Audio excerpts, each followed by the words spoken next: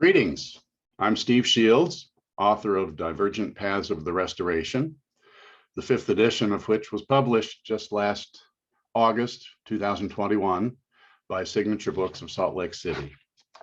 Today I want to talk about what happened at Nauvoo in the summer of 1844. With Joseph Smith and Hyrum Smith both dead, the original church entered a second iteration or a second organization.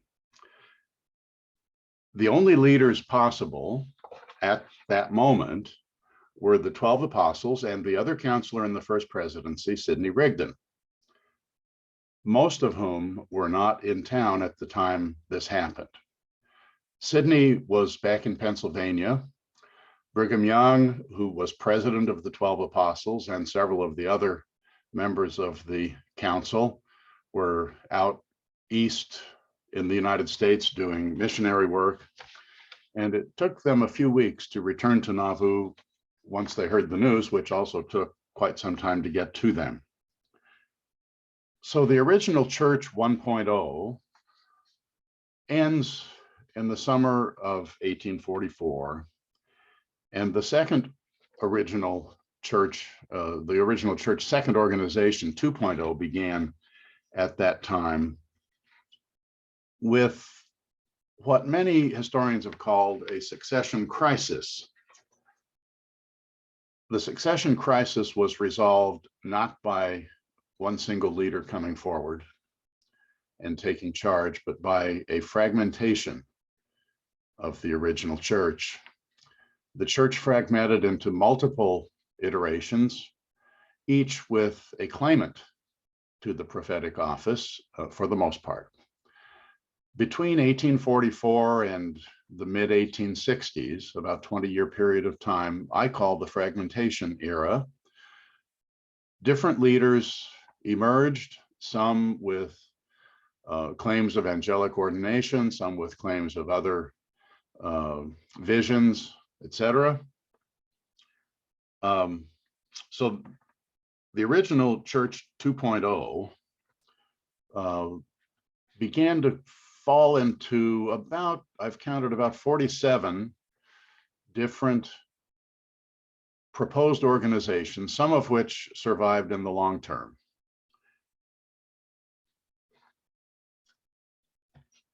Those who survived in the long term basically boiled down to 6 viable organizations: James Strang, Brigham Young, Alpheus Cutler, Granville Hedrick,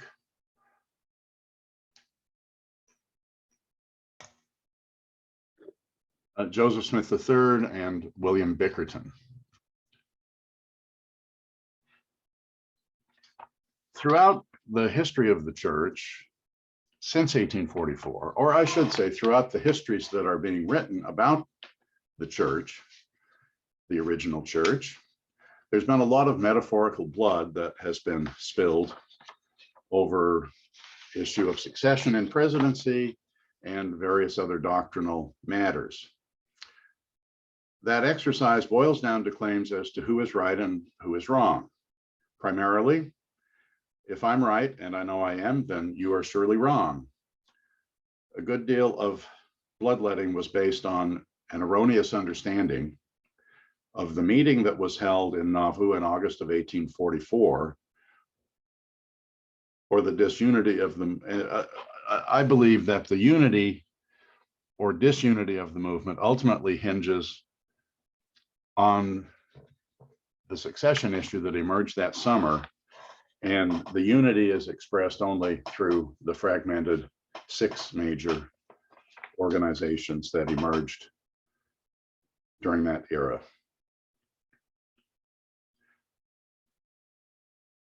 Whether the subsequent allegations of what that flew back and forth in the aftermath of that meeting in August of 1844 is simply based on ignorance of what actually transpired, or whether those who challenged the authority of the 12 did so knowingly, twisting their rhetoric to fit their own aggrandizement and propaganda? Perhaps we will never know. Smith-Rigdon was not rejected at that meeting. He was sustained as a counselor in the presidency, just exactly as he had been prior to the death of Joseph Smith. Likewise, the LDS Church's declarations that those in attendance at the meeting designated Brigham Young as Joseph's successor is simply erroneous, despite many later claims that somehow Brigham Young was transformed into Joseph, etc. The 12 were simply sustained in their calling, just as they had been prior to Joseph Smith's death, and nothing more or less. Old-time Community of Christ claims that the meeting amounted to a rejection of the church is grossly inaccurate as well. And although many of the different church leaders claimed revelation, the only one to claim to be a prophet in the immediate aftermath of Joseph's death was James J. Strang. Our pursuit of history is not well served when we make judgments as to the motivation of the various persons who emerged as contending leaders. For any one of the groups to claim that the others were apostates is simply not an accurate analysis of the situation. Does not adequately take into consideration the turmoil following Joseph and Hyrum's deaths. Such claims of apostasy are based on the imposition of a later understanding onto the situation. Smith-Rigdon had a legitimate and credible claim. So did William Smith, so did the 12. And in Joseph Smith's tradition, so did James J. Strang. There was no apostasy from a single body because there was no single body by the time we get through the Nauvoo era. The church at Nauvoo was not institutionalized, nor was it centralized, as it later became in many iterations. There were no centralized records. There were few books outlining church policies and procedures or doctrine. Communication over distances took days and sometimes weeks, and that's just in the Eastern United States. The literacy rate of the general population of the United States and other places was not like it is today. Lives were lived more simply, more connected to the earth. What was being done in Nauvoo was not being replicated in the far-flung branches. Doctrinal innovations taking place at Nauvoo were not broadly known, especially since most of them were done secretly. I'm frankly a bit tired of the imposition of a later understanding upon the past in sort of a twisted way to claim our own righteous and legitimate and our own righteousness and to denigrate those who don't agree with us. For example, the very short-lived Relief Society organization was just a local women's group at Nauvoo. But to read published histories of that society recently, it's implied that the organization was church-wide from its inception and in continuous operation from the foundation in 1842 to the present day. Simply is not the case. It's not good history.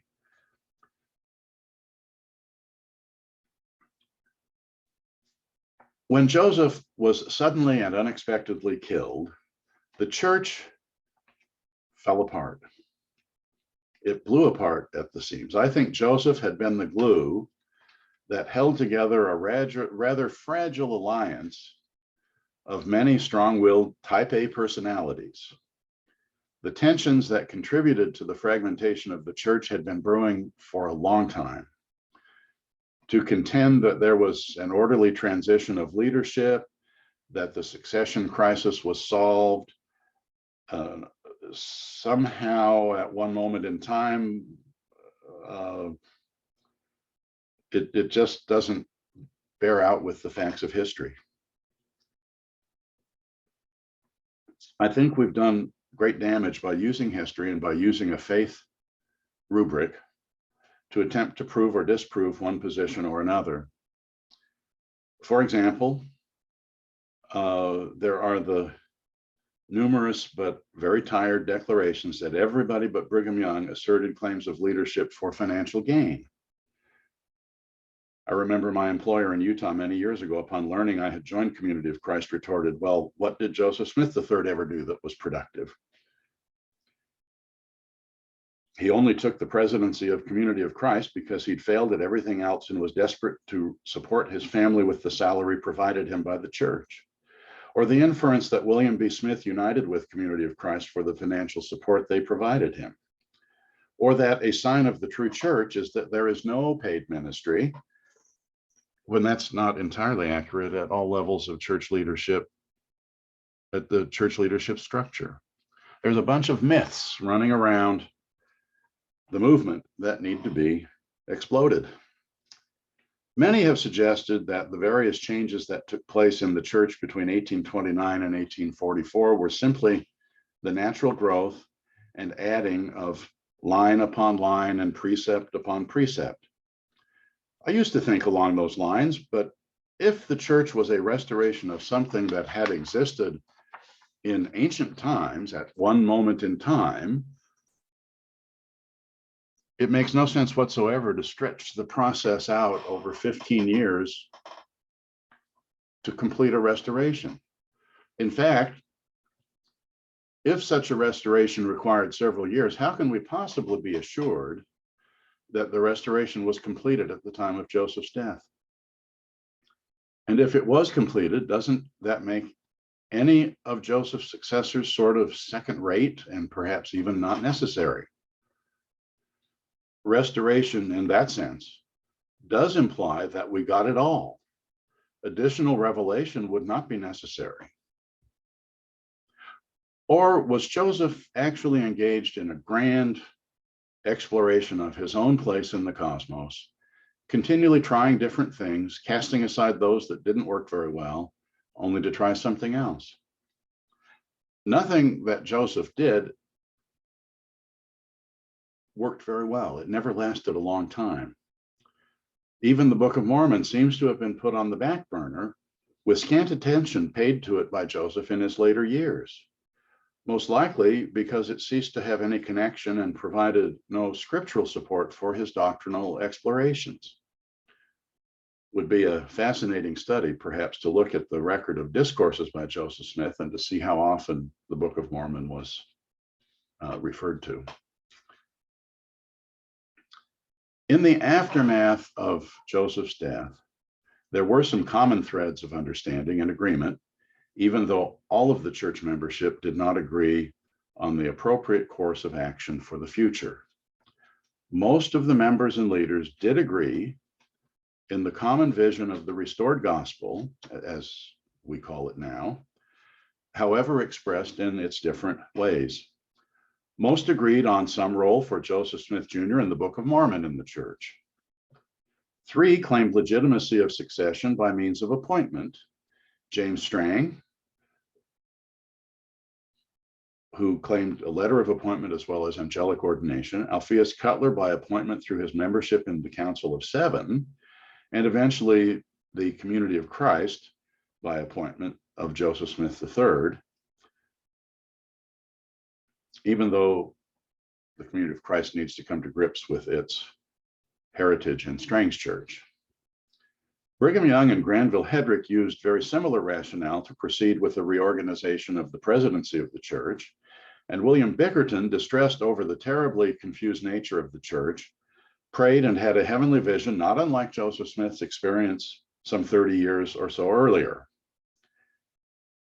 Each of these leaders and those who would unite with them in their own way were faithful to the vision and mission of Joseph Smith Jr. Each group was representative of, but not identical with, the original church. The Church of Christ Temple Lot and its various descendant churches, along with the Church of Jesus Christ, Monongahela, Pennsylvania, are most representative of the earliest expressions of the church that we would probably find in the period of 1829 to about 1831 or 32. Yet each of these bodies struggled with various elements, such as a presidency of the church separate from the apostles and the role of Joseph Smith's revelation.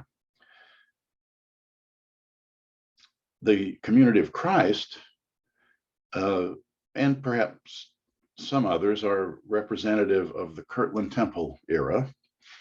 And the LDS Church, the Church of Jesus Christ of Alpheus Cutler, and James J. Strang's LDS Church are probably most representative of the church during the Nauvoo Temple era, each with its own form of temple rites, etc.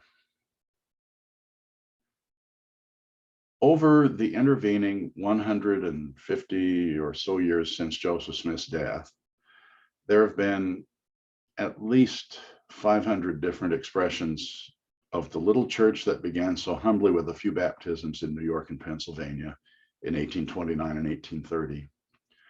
These various groups are theologically diverse, roaring across the entire spectrum of issues, ideas, verbiage, and practices. Some have been conservative in their outlook, others extremely liberal, going so far as to embrace Eastern religious practices such as Buddhism into a restored gospel framework. Some of these have been fiercely monogamous, many polygamous, several embracing the LGBT plus community fully, others denouncing such relationships.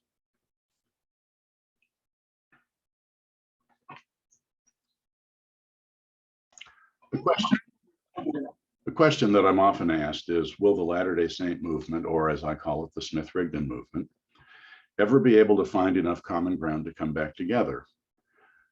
Well, I'd like to think that when we can get together, sit down, talk with each other, listen and share, and do so in an atmosphere of respect for others' beliefs and experiences, we can find things that are common that we can share, but also those things which we find different that can become sources of appreciation, just as we have the different colors and shapes of flowers in the spring.